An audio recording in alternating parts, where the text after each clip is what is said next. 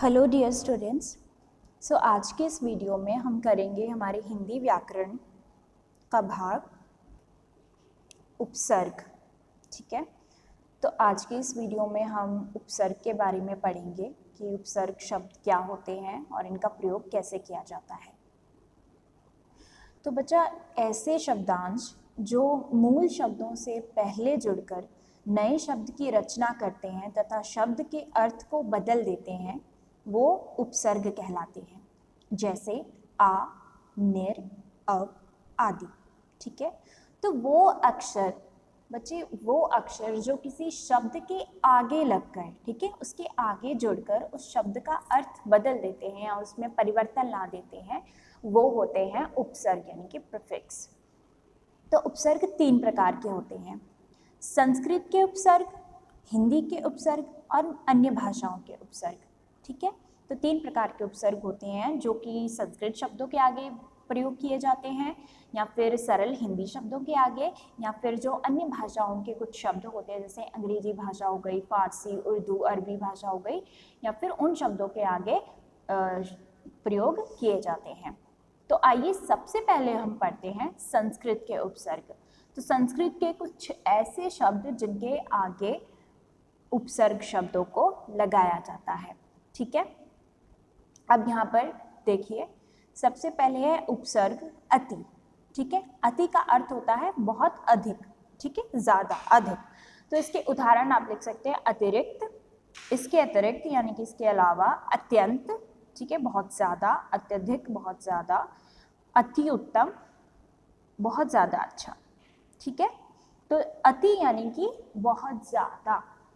तो जब आपने कोई चीज़ में, किसी चीज़ में अति ही हो जाए यानी कि बहुत ज़्यादा हो जाए, ठीक है, तो वो होते हैं अति यानी कि अधिक, बहुत अधिक। अधि, अधि यानी कि प्रधानता।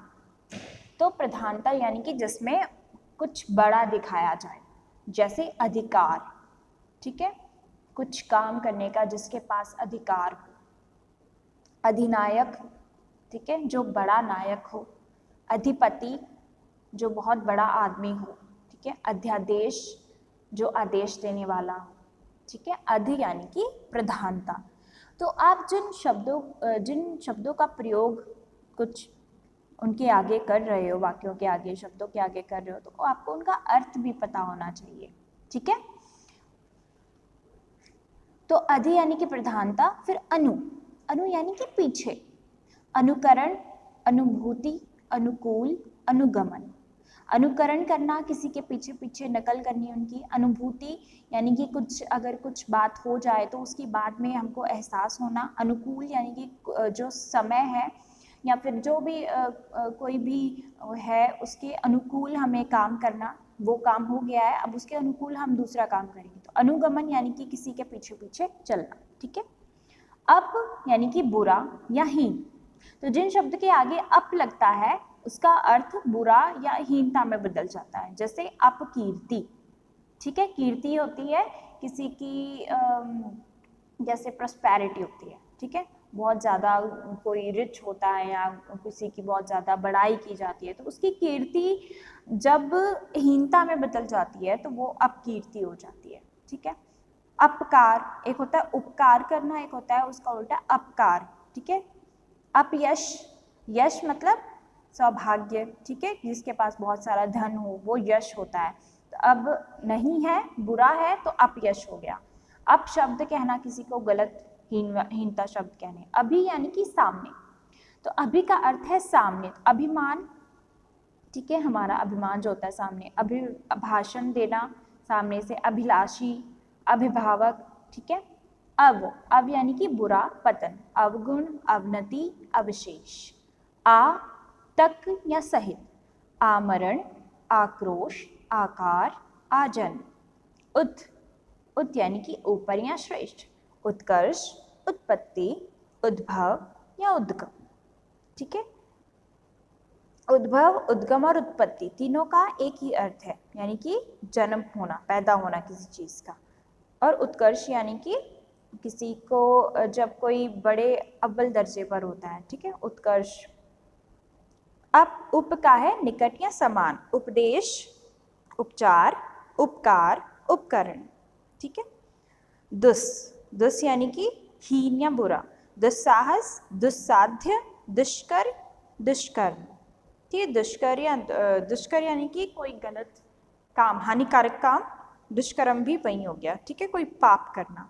दुस्साध्य कुछ गलत करना, इरादा रखना। दुस्साहस सेम हो गया। दुर यानी कि बुरा, दुर्घटना, दुर्गुण, दुर्लभ, दुराचार। निर बिना, निर्भय, निर्जन, निर्मल, निर्धन, ठीक है। निस, निस यानी कि बिना या रहित। निस्तेज, जिसमें कोई तेज ना हो। निश्चल, जो छल ना करे। निष्कपट, निसंदेह। नि, बंधन या नीचे की ओर। निबंध या निपात। परा, परा यानी कि नाश। पराजय, पराभव, पराक्रम, परास्त। परि, परि यानी कि चारों ओर।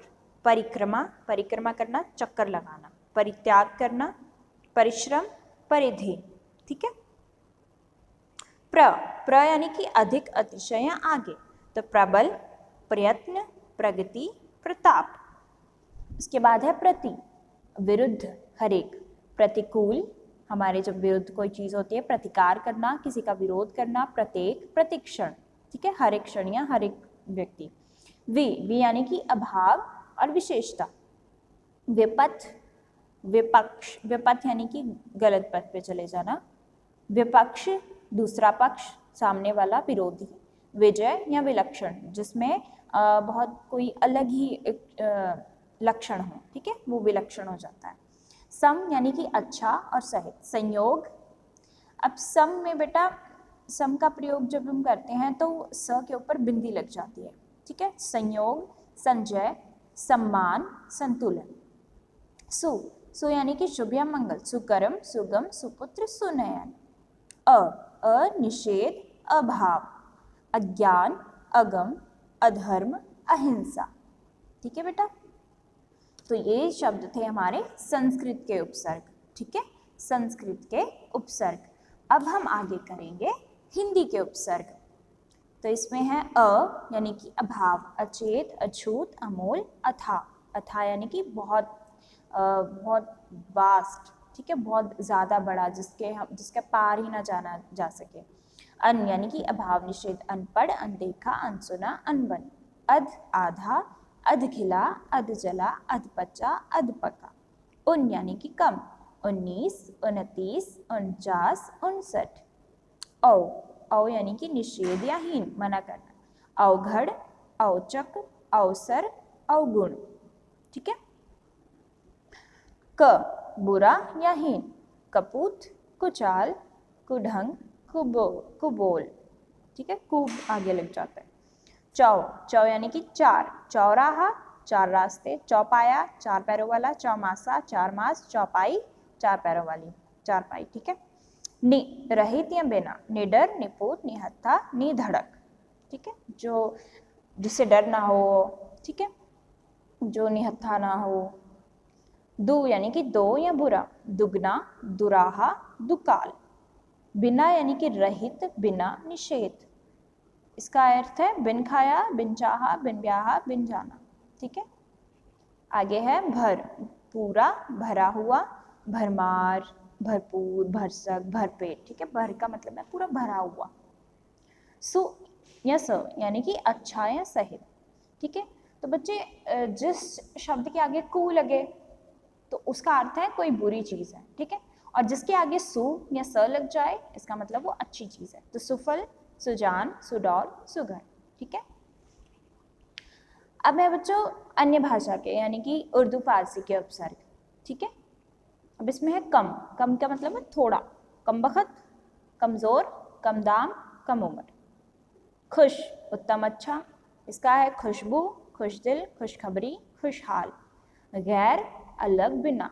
गैर जिम्मेदार, गैर सरकारी, गैर कानूनी, गैर हाजिर।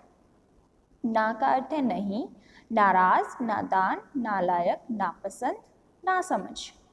उसके आगे है बा, सहित, बाइज्जत, इज्जत सहित, बाकायदा, कायदे से, बाअदब, बावजूद।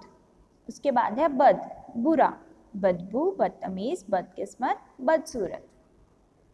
इसके बाद है गैर, ठीक है। गैर का हो गया गैर जिम्मेदार, गैर सरकारी, गैर कानूनी, गैर हाजिर, ठीक है। इसके बाद है ना, नाराज, नादान, नालायक, नापसंद, नासमझ। आगे है बद यानी कि बुरा, बदबू, बदतमीज, बदकिस्मत, बदसूरत, ठीक है। उसके बाद है बे यानी कि बिना, बेहोश, होश के बिना, बेहोश हो जाना, बेशक, ठीक है, जिसमें कोई शक ना हो, बेदाग, दाग ना हो, बेरहम, जिसमें कोई रहम ना हो। हम यानी कि साथ, तो हम उम्र, हमारी उम्र का, हमराज, जिसको हमारा राज पता हो, हम शक्ल, हमारी शक्ल जैसा, हम वतन, हमारे वतन का, ठीक है बच्चों। तो ये थे उर्दू और फारसी के उपसर्ग। तो सबको समझ में आ गए और अच्छे से आपको इनके शब्द बनाने आने चाहिए। तो आगे अभ्यास कार्य है जो आपने खुद करना है। दिए गए उपसर्गों का प्रयोग करते हुए 2-2 शब्द बनाइए। आपको ये दिए गए हैं शब्द, इनका आपने प्रयोग करना है। जैसे अब का अवतरण भी हो सकता है, और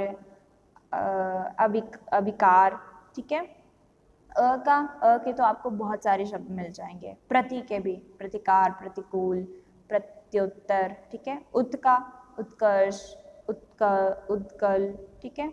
अनु का न, परा, अति, बाबे, ये आपको ऊपर भी मिल जाएंगे शब्द। उसके बाद आपने करना है निम्नलिखित शब्दों में उपयुक्त उपसर्ग और मूल शब्द अलग अलग करने हैं। तो इसमें आपने क्या करना है, ये आपको शब्द दिए गए हैं, अब आपने इसमें से पता करना है कि उपसर्ग क्या है और मूल शब्द क्या है। जैसे अध्यादेश है, तो अध्यादेश में अधि अलग निकल गया, आदेश अलग हो गया। अवनति में अव और उन्नति, ठीक है, इसका अव अलग हो जाएगा और उन्नति अलग हो जाएगा। उद्भव में उत प्लस भव, दुष्कर्म में दु प्लस कर्म, निर्भय में नि प्लस भय, ठीक है। प्रयत्न में क्या आएगा, प्र और यत्न, प्रत्येक में भी प्र और एक, प्रति और एक। संचय में सम प्लस जय, चौपाई में चौ प्लस पाई, बदसूरत में बद प्लस सूरत, ठीक है बच्चों। समझ में आ गया कैसे करना है इनको। मूल शब्दों और उपसर्ग को अलग करना है और इसमें इन उपसर्गों का आपने मूल शब्द के साथ जोड़कर शब्द बनाना है, ठीक है। तो ये थे हमारे आज के उपसर्ग। अब नेक्स्ट हम करेंगे प्रत्यय, ठीक है। नेक्स्ट वीडियो में हम प्रत्यय करेंगे। फिलहाल आप इनको कीजिए, उपसर्ग को कीजिए, इनको अच्छे से पढ़िए, शब्दों को समझिए कौन कौन से शब्द हैं। ये कुछ ऐसे शब्द हैं जिनका आपने कभी प्रयोग भी नहीं किया होगा, तो इनको अच्छे से समझिए, इनको प्रयोग कीजिए। जैसे आप प्रस्तावना लेखन लिखते हैं तो इन शब्दों का उसमें प्रयोग कीजिए, ठीक है। इनके मैंने अर्थ भी आपको बता दिए, तो अब आपको कोई डिफ़िकल्टी नहीं होनी चाहिए। इनको अच्छे से पढ़ो, ठीक है बच्चे। लैंग्वेज जितना आप उसको अच्छे से पढ़ोगे ना लैंग्वेज को, उतनी ज़्यादा आपको नॉलेज मिलेगी, ठीक है। अब मैंने आपको काम दे दिया, आपने लिख के छोड़ दिया, उसका कोई फ़ायदा नहीं हुआ। तो इसलिए ज़्यादा से ज़्यादा पढ़ा करो इनको अच्छे से, और इनकी एक्सरसाइज ध्यान से किया करो। Okay students, thank you and have a nice day.